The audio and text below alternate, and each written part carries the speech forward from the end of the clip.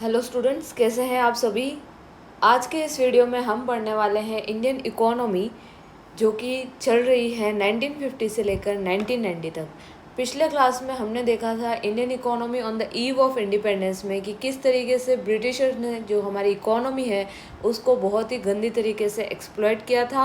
अब हम पढ़ेंगे कि आफ्टर इंडिपेंडेंस हमारे द्वारा क्या स्टेप्स लिए गए थे हमारी इकोनॉमी को बेटर बनाने के लिए। तो सबसे पहले हम जानते हैं कि आखिर ये इकोनॉमिक सिस्टम होता क्या है।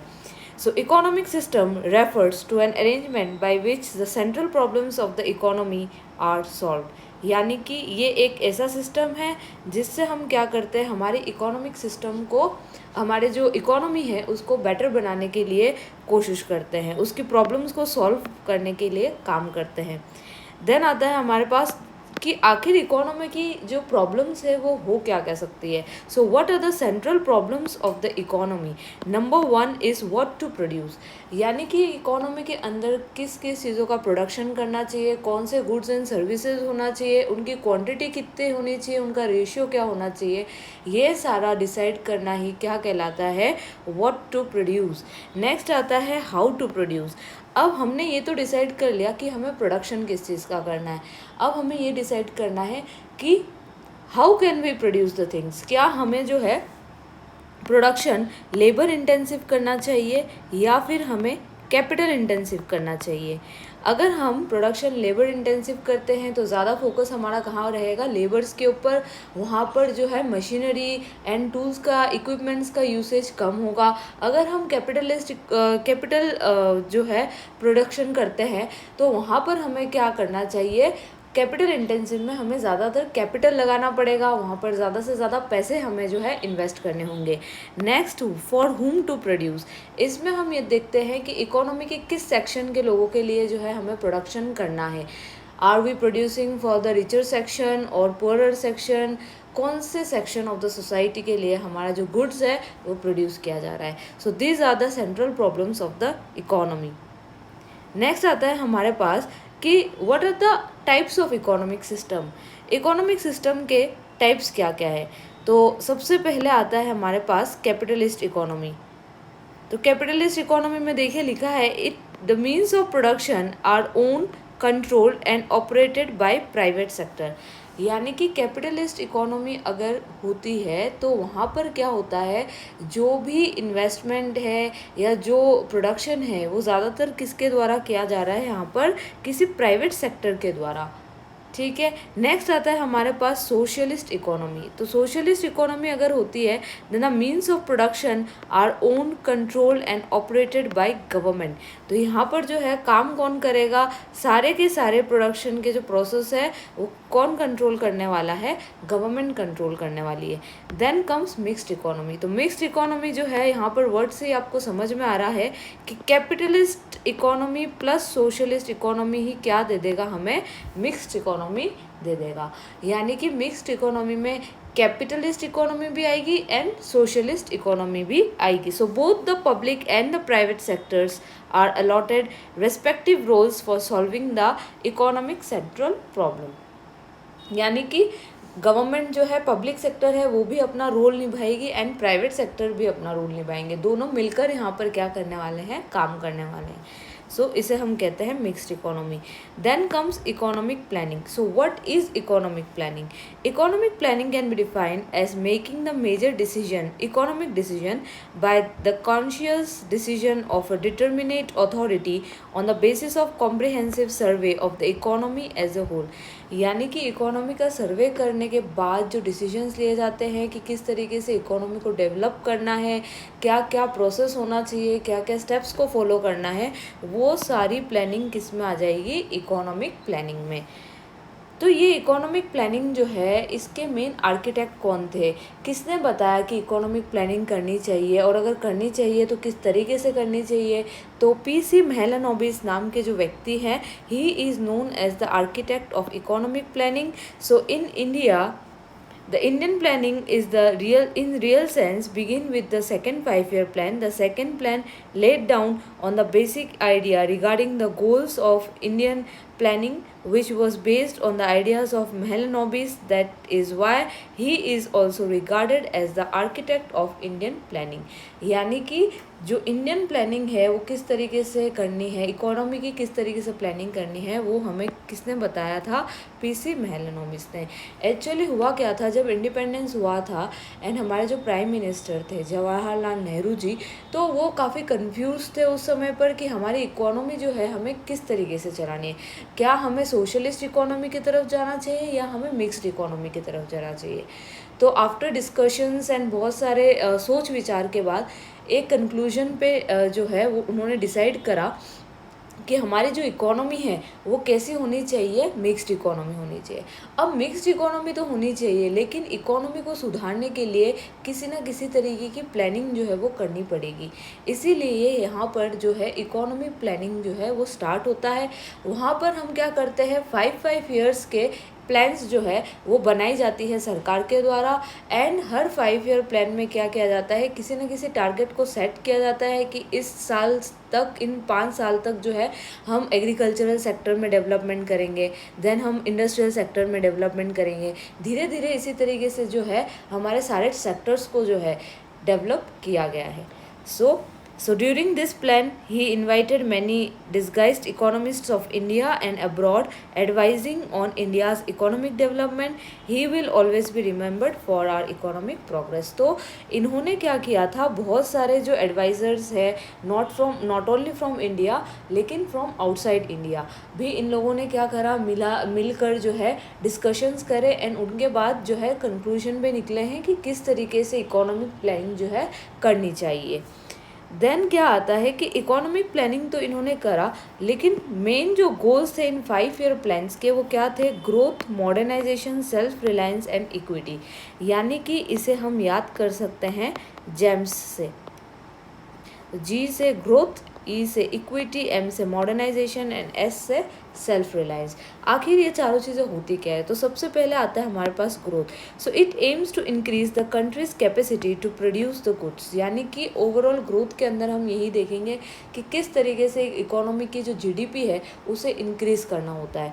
Next comes modernisation. So it aims at adoption of new technology and change in the social outlook.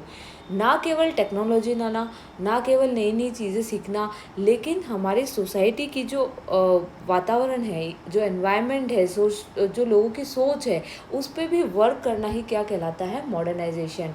यानी कि किस तरीके से जो डिस्क्रिमिनेशन है बिटवीन मेल एंड फीमेल, ये सारी चीज़ें भी मॉडर्नाइजेशन में आती है। या फिर इसके लिए अलग से पॉइंट भी दे रखा है जो कि हम इक्विटी में पढ़ेंगे। So equity aims to ensure that everyone gets the basic needs and to reduce the inequalities. तो यहाँ पर किसकी बात की गई है कि इनइक्वालिटीज़ जो है उसे हमें क्या करना है? रिड्यूस करना है एंड बेसिक नीड्स जो है पीपल की वो पूरी होनी चाहिए। एंड जो एक पॉइंट हमारे पास है वो है सेल्फ रिलायंस, यानी कि it aims to make the economy self reliant. तो इस पॉइंट का मतलब यही है कि हमारी जो इकोनॉमी है उसे हमें इस कदर डेवलप कर देना है कि अपने डोमेस्टिक एरिया जो है, हमारा जो इंडिया के बाउंड्री के अंदर का जो इलाका है, उसके लिए जो है हम सेल्फ सफिशिएंट बन जाए। हमारे पास खुद के पास इतना फूड हो, इतनी सारी चीज़ें हो कि हमें किसी पर डिपेंड होने की ज़रूरत नहीं होनी चाहिए। सो नेक्स्ट कम्स, अब हम एक एक पॉइंट को थोड़ा सा बेसिक जो है एंड बेसिक से लेकर थोड़ा सा एडवांस लेवल तक पढ़ लेते हैं। सो ग्रोथ क्या लिखा है? Growth refers to an increase in the country's capacity to produce the output of goods and services within the country. जो कि मैंने आपको बताया कि इसका मेन जो एम है, मेन फोकस यही होता है to increase the GDP of the economy. Then a good indicator of economic growth in the language of economist is the steady increase in the gross domestic product. जो कि मैंने आपको बताया वही लिखा है कि ग्रॉस डोमेस्टिक प्रोडक्ट को हमें किस तरीके से इंक्रीज करना है, वही हमारे ग्रोथ में आता है। Then comes modernisation. So adoption of new technology. Modernisation aims to increase the production of goods and services through the use of new technology. यानी कि गुड्स एंड सर्विसेज प्रोड्यूस तो करना है हमें, लेकिन किस तरीके से करना है? न्यू टेक्नोलॉजी को यूज़ करके। And then change in the social outlook.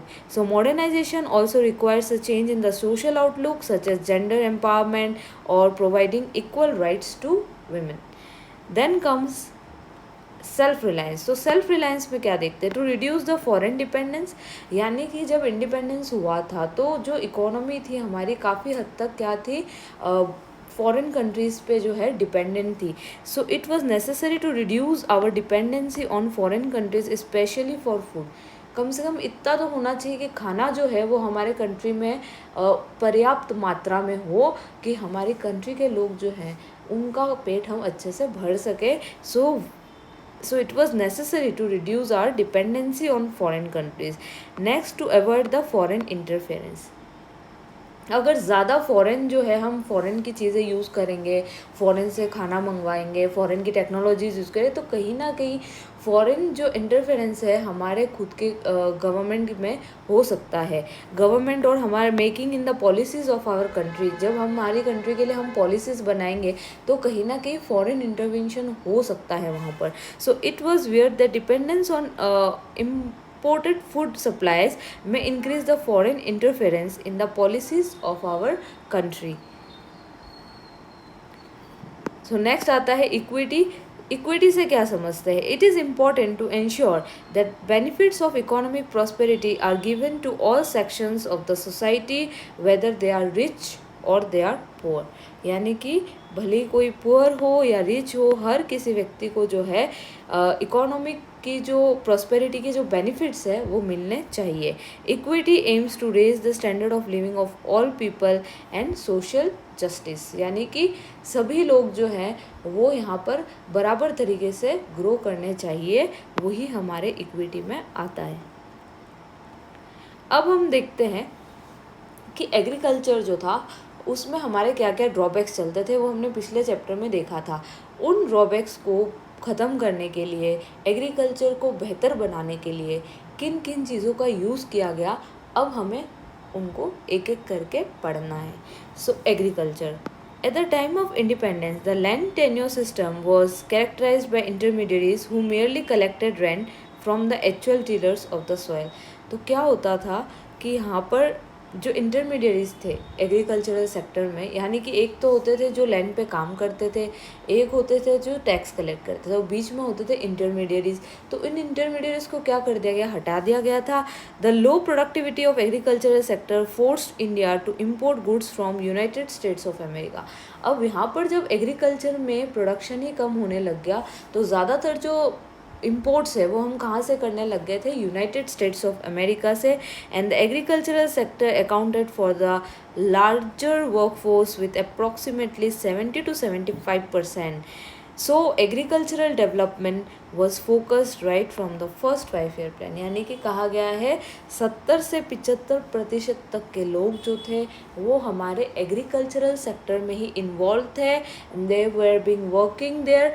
तो अगर हमें उनको क्या करना है, डेवलप करना है उस इकोनॉमी को, तो हमें क्या करना है, 5 year प्लान्स में जो है सबसे पहले एग्रीकल्चरल सेक्टर को लिया गया, चुना गया कि उसे हमें किस तरीके से इम्प्रूव करना है। तो फीचर्स और प्रॉब्लम्स इन एग्रीकल्चर में आखिर क्या ऐसी जो है दिक्कतें थी, क्या प्रॉब्लम्स थी जिन्हें हमें सुधारना पड़ा। सो लो प्रोडक्टिविटी, ये आपको पता ही है कि प्रोडक्शन काफ़ी कम हो चुका था, क्योंकि हम क्या कर रहे थे, we were producing cash crops. तो फूड क्रॉप को हटा दे और कैश क्रॉप्स को जब हमने उगाना चालू किया तो मैंने आपको बताया था कि सॉइल की जो फर्टिलिटी है वो धीरे धीरे क्या हो जाएगी, कम हो जाएगी। एंड द मोमेंट सोयल की फर्टिलिटी कम होगी वहाँ पर हमारा प्रोडक्शन भी क्या हो जाएगा, लो हो जाएगा। डिस्गाइज्ड अनएम्प्लॉयमेंट चल रहा था, यानी कि जिस जगह पर सिर्फ 10 लोगों का काम है वहाँ पर 15 लोग काम कर रहे हैं और 5 लोगों का वहाँ पर कोई काम नहीं है। हालांकि देखने में तो लग रहा है कि वो एम्प्लॉयड है, लेकिन वो वहाँ पर अनएम्प्लॉयड है। Then high dependency on rainfall, ज़्यादातर हमारी डिपेंडेंसी किस पे थी, रेनफॉल पे। सब्सिस्टेंस फार्मिंग होती थी, जितना खा सकते उतना ही उगा रहे हैं और ज़्यादा कुछ बच नहीं रहा है कि हम उसे क्या कर दे, मार्केट में ले जाकर सेल आउट कर दे। आउटडेटेड टेक्नोलॉजीज़ थी हमारे पास जो भी टेक्नोलॉजी हम यूज़ करते थे वो कैसी थी, पुराने ज़माने की। Conflicts between the tenants and the landlords, जो टीनेंट्स एंड लैंडलॉर्ड्स थे उनमें भी कहीं ना कहीं क्या चलता था, कन्फ्लिक्ट्स चलता था। स्मॉल लैंड होल्डिंग्स, और हमारे जो फार्मर्स थे उनके पास लैंड होल्डिंग भी कैसी थी, स्मॉल। अब जब लैंड होल्डिंग स्मॉल होगी तो वहाँ पर हम टेक्नोलॉजी नहीं ला पाएंगे, क्योंकि टेक्नोलॉजी जहाँ लाते हैं हमें वहाँ पर क्या चाहिए रहता है, लार्ज अमाउंट ऑफ लैंड, बहुत ज़्यादा बड़े बड़े जो जगह होती है वहाँ पर देखिएगा आप टेक्नोलॉजी से काम हो सकता है। लेकिन जहाँ पर स्मॉल लैंड होगी, लैंड होल्डिंग्स होगी, वहाँ पर क्या होता है, लेबर इंटेंसिव काम ज़्यादा होता है। सो ये चलता था। Then policies for the growth of agriculture. अब एग्रीकल्चर को सही करने के लिए सबसे पहले तो लैंड रिफॉर्म किया गया। तो लैंड रिफॉर्म में क्या किया गया, it includes the changes in the ownership of land holdings through abolition of intermediaries and land ceiling, यानी कि इंटरमीडिएट्स को हटा दिया एंड जो लैंड सीलिंग थी वो करना स्टार्ट कर दिया। अब ये लैंड सीलिंग क्या है ये मैं आगे आपको बताने वाली हूँ। Then comes green revolution. अब धीरे से क्या होता है, ग्रीन रेवोल्यूशन आता है जिसे हम हरित क्रांति कहते हैं। तो इसमें क्या हुआ था, it refers to the large increase in the production of food grain due to HYV seeds. यहाँ पर हम जो है खेती बाड़ी करना किससे चालू करेंगे, HYV सीड्स से, जिसे हम मिरेकल सीड्स भी बोलते हैं। और इसके वजह से जो है हमारा प्रोडक्शन जो है बहुत अच्छी मात्रा में ग्रो कर जाता है। सबसे पहले लैंड रिफॉर्म्स में abolition of intermediaries and land ceiling, तो एक एक करके देख लेते हैं। एबोलिशन ऑफ इंटरमीडिएरीज में क्या है, Indian government took the various steps to abolish the intermediaries and to make the tillers the owners of the land. That ownership of land would be given incentive to the actual tillers to make improvement and to increase output। यानी कि क्या किया गया, ध्यान से सुनिए। जैसे land है, लैंड किसी और का है, काम अगर वहाँ पर कोई और कर रहा है, ठीक है ना, और लैंड जो है उसका है ही नहीं जो वहाँ पर एक्चुअली काम कर रहा है, तो वो काम कैसे करेगा, वो इतना ध्यान ही नहीं देगा काम करने पर, या फिर वो उसे अपनी ज़मीन समझ के काम ही नहीं करेगा क्योंकि वो उसकी ज़मीन है ही नहीं। लेकिन यहाँ पर क्या किया गया कि जो लोग जिस लैंड पे काम कर रहे हैं उसको उस ज़मीन का हक भी दे दिया गया, यानी कि ओनरशिप उनके नाम पे ट्रांसफ़र कर दी गई। तो जब लैंड ही खुद का होगा तो वहाँ पर जो है व्यक्ति बहुत ही ध्यान देकर बहुत ही अच्छी तरीके से काम करना स्टार्ट करेगा। Then the abolition of intermediaries brought 200 lakh tenants into the direct contact with the government। तो यहाँ पर 200 लाख जो टीनेंट्स है, यानी कि जो रियल में खेती बाड़ी करते हैं लोग, वो डायरेक्टली किसके कांटेक्ट में आ गए, गवर्नमेंट के कांटेक्ट में आ गए। The ownership rights granted to tenants gave them incentive to increase output and this contributed to the growth in agriculture. अब जब ज़मीन खुद की होगी तो लोग अच्छे से काम करेंगे, और जब अच्छे से काम करेंगे तो वहाँ पर प्रोडक्शन धीरे धीरे ग्रो करेगा। देन कम्स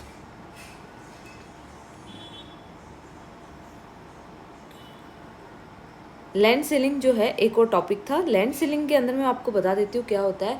लैंड सीलिंग में क्या किया जाता है कि लैंड जो है उसका जो क्राइटेरिया है सेट कर दिया जाता है कि एक पर्सन के पास जो है इतनी ही ज़मीन रह सकती है, इससे ज़्यादा जो है लैंड होल्डिंग वो नहीं कर सकता।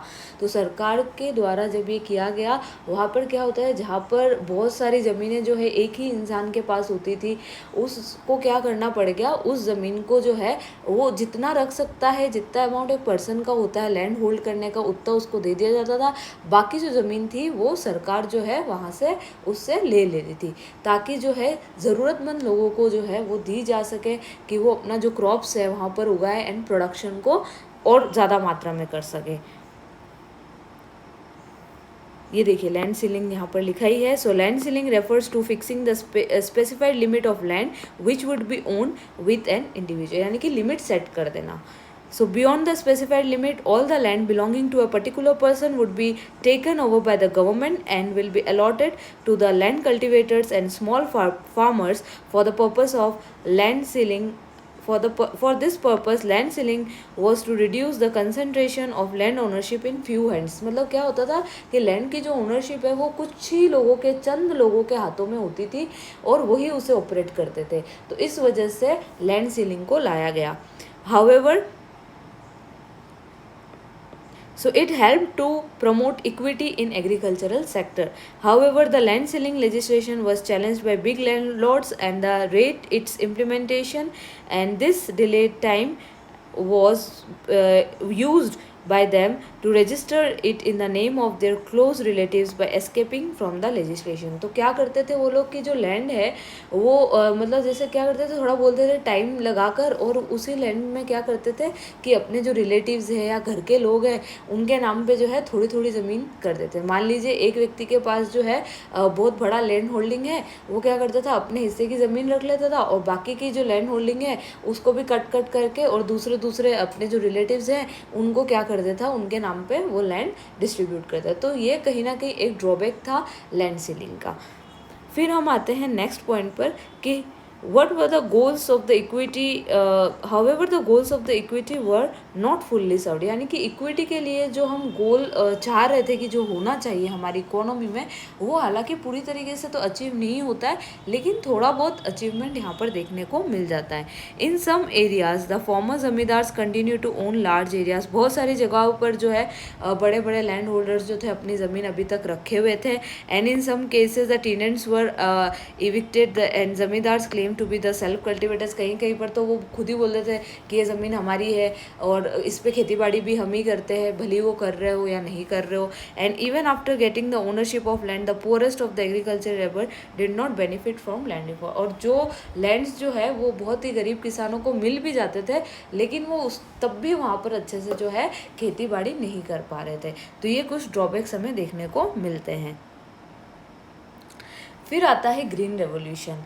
अब ग्रीन रेवोल्यूशन जो है वो इस चैप्टर की जान है, यानी कि ग्रीन रेवोल्यूशन की वजह से जो है हमारे एग्रीकल्चर में एक अच्छा खासा बूस्ट देखने को मिला है। Green revolution refers to the large increase in production of food grains due to use of high yielding variety of seeds or miracle seeds specifically for wheat and rice. यानी कि वीट एंड राइस में जो है जो HYV seeds है उनका use हमने बहुत ज़्यादा मात्रा में किया है।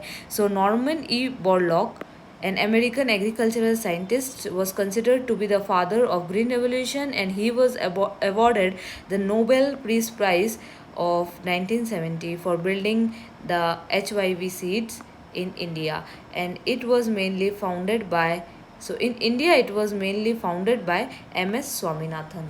यानी कि बाहर जो है अमेरिका में जो है ये किसके द्वारा लाया गया था, डॉक्टर नॉर्मन ई बोरलॉग के द्वारा। एंड देन आफ्टरवर्ड्स इंडिया में जो है ये MS स्वामीनाथन के द्वारा लाया जाता है HYV सीड्स को। सो HYV सीड्स जो है वो आखिर है क्या? So these seeds can be used in those places where there were adequate facilities for drainage and water supply as compared to other ordinary seeds। यानी कि सीड्स तो हालांकि ये ग्रोथ अच्छा दे रहे थे, लेकिन इनको कुछ स्पेसिफिक चीज़ें चाहिए होती थी। क्या बोल रहे हैं यहाँ पर कि पर्याप्त मात्रा में जो है इनको पानी चाहिए, वाटर सप्लाई जो है अच्छी मात्रा में चाहिए। And this seeds need heavy doses of chemical fertiliser, और तो और केमिकल फर्टिलाइजर्स भी अच्छा चाहिए इनको to get the largest possible productivity to derive benefits from the HYV seeds. And Indian farmers जो है उनको क्या चाहिए था, reliable irrigation facilities and financial resources. तो इरिगेशन करने के लिए जो हमारा एग्रीकल्चर है, आपको पता ही है ज़्यादातर जो है एग्रीकल्चर हमारा किस पे डिपेंडेंट होता है, मॉनसून सीजन पर। तो इरिगेशन की फैसिलिटीज़ जो थी वो प्रॉपर नहीं थी। तो पहले तो किसानों को इरिगेशन पे काम करना था, एंड दूसरा उनको फाइनेंस चाहिए था सो दैट वो जो HYV सीड्स है उनको लगा सके, देन फर्टिलाइज़र्स खरीद सके, क्योंकि इनको HYV सीड्स को जो है पर्याप्त मात्रा में फर्टिलाइज़र्स भी चाहिए ताकि वो जो है प्रोडक्शन में वो ग्रोथ दे सके जो हम चाह रहे हैं। So Indian economy experiences the success of green revolution in 2 phases। एक तो phase 1 है, एक phase 2 है। तो फर्स्ट फेज़ में हम क्या देखते हैं कि आंध्र प्रदेश, पंजाब, तमिलनाडु, हरियाणा, यहाँ पर जो है बहुत सारे अच्छी तादाद में जो है क्रॉप प्रोडक्शन हुआ by using the HYV seeds. And second phase में हम देखते हैं कि बहुत सारे दूसरी जगहों पर भी हुआ, इंडिया के अलग अलग जगह पर। एंड पहले जो है हमने सिर्फ ये वीट ग्रोइंग में लिया था, यानी कि गेहूँ उगाने के लिए, लेकिन बाद में जो है बहुत सारी वाइड वैरायटी ऑफ क्रॉप्स में जो है हमने इसको यूज़ करना चालू कर दिया। ठीक है, नेक्स्ट आता है हमारे पास important effects of green revolution. तो ये जो ग्रीन रेवोल्यूशन हुआ और हमने जो प्रोडक्शन करना स्टार्ट किया, तो उससे हमारे पास क्या क्या बेनिफिट्स देखने को मिलते हैं। तो सबसे पहला, अटेनिंग द मार्केटेबल सरप्लस, यानी कि खुद के लिए खाने के लिए तो पर्याप्त था, प्लस मार्केट में बेचने के लिए भी अब हमारे पास कंप्लीट क्रॉप्स जो है वो अवेलेबल है। देन आते हैं बफर स्टॉक, यानी कि जितना है उतना तो है ही इस साल के लिए, अगले साल के, और तो और अगले आने वाले बहुत सारे सालों के लिए हमने क्या कर लिया, स्टॉक करके रख लिया। तो उसे हम कहते हैं बफर स्टॉक, यानी कि इतना स्टॉक होना कि हम क्या करें कि अभी के लिए तो हम यूज़ कर ही ले, बाकी बाद के लिए भी हम थोड़ा बचा के रख लें। And benefits to the low income group.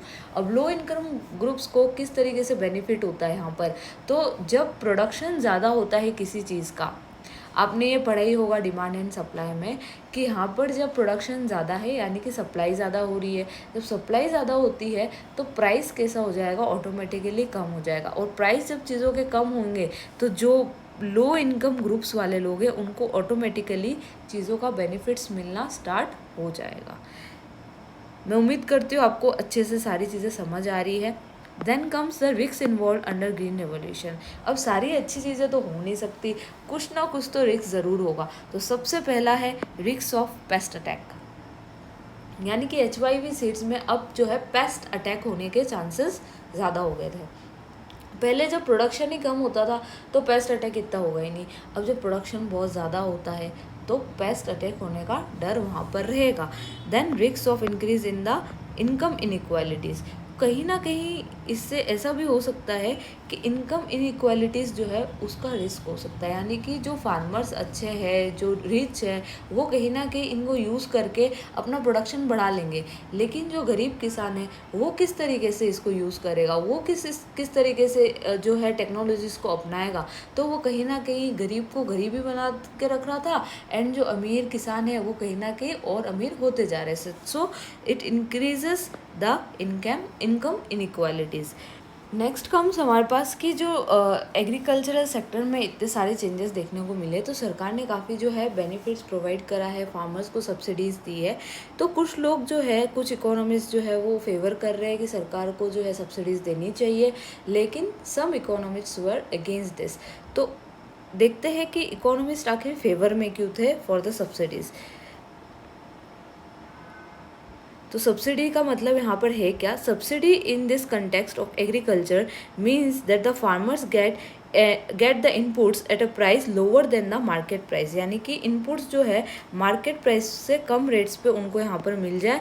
And then economist जो है वो फेवर में क्यों थे, वो कह रहे थे कि हाँ कुछ किसान जो है वो गरीब होते हैं, अगर उनको सब्सिडीज़ मिलेगी तो कहीं ना कहीं जो इनइक्वालिटीज़ है रिच और पुअर फार्मर्स में वो कहीं ना कहीं कम होगी और सभी लोग अच्छे से काम कर पाएंगे। लेकिन कुछ उसके अगेंस्ट थे, क्यों अगेंस्ट थे, some economist believe that the subsidies do not benefit the poor and small farmer, as benefits of substantial amount of subsidy go to the fertilizer industries and prosperous farmers. It also created a fiscal burden on the government finances. तो कहीं ना कहीं ये बोल रहे हैं कि अगर जो है सरकार इतना पैसा खर्च करेगी, वो पैसा जो है किसानों को कम, ज़्यादातर किसको मिलेगा, उन फर्टिलाइज़र वाले इंडस्ट्रीज़ को, क्योंकि HIV सीड्स को किसकी नीड होती है, फर्टिलाइज़र्स की। और दूसरा ये कह रहे थे कि ये कहीं ना कहीं सरकार के ऊपर जो है एक अलग तरीके का बर्डन दे देगा कि उनको बहुत सारा अमाउंट जो है इनमें इन्वेस्ट करना पड़ जाए। सो दे वर अगेंस्ट द सब्सिडीज़। फिर आता है हमारे पास इंडस्ट्रियल डेवलपमेंट। तो इंडस्ट्रियल डेवलपमेंट में हम क्या देखते हैं कि इंडस्ट्रीज़ जो है उसमें किस तरीके से जो है डेवलपमेंट देखने को मिलता है। एग्रीकल्चर में क्या हुआ, किस तरीके से डेवलपमेंट हुआ, वो मैंने आपको अच्छी तरीके से समझा दिया है। अब हम देखते हैं कि इंडस्ट्रीज़ में डेवलपमेंट के लिए क्या क्या स्टेप्स लिए गए थे। So developing countries like India can progress only if they have a good industrial sector. Industry provides employment which is more stable as the employment in agricultural sector, यानी कि एग्रीकल्चरल सेक्टर में जो employment है उससे कहीं ज़्यादा stable employment कौन देता है, इंडस्ट्रियल सेक्टर।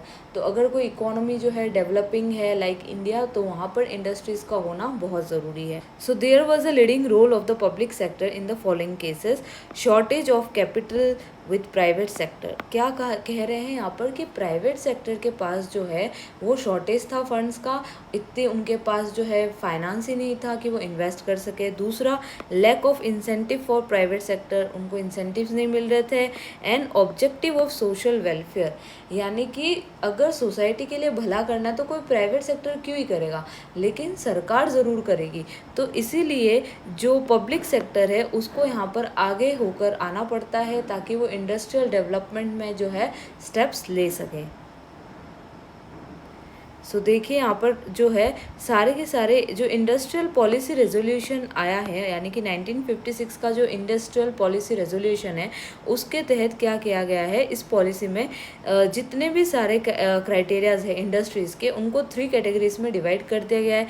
स्केड्यूल ए में लिखा है that this category comprise the industries which would exclusively owned by the state, and in this schedule 17 industries were included, like the arms and ammunition, atomic energy, heavy industries, aircraft, oil, railways etc. यानी कि जो railway industry है या oil industries है या फिर army की जो है arms and ammunition, then atomic energy, ये सारे जो है स्केड्यूल ए में लिया गया है।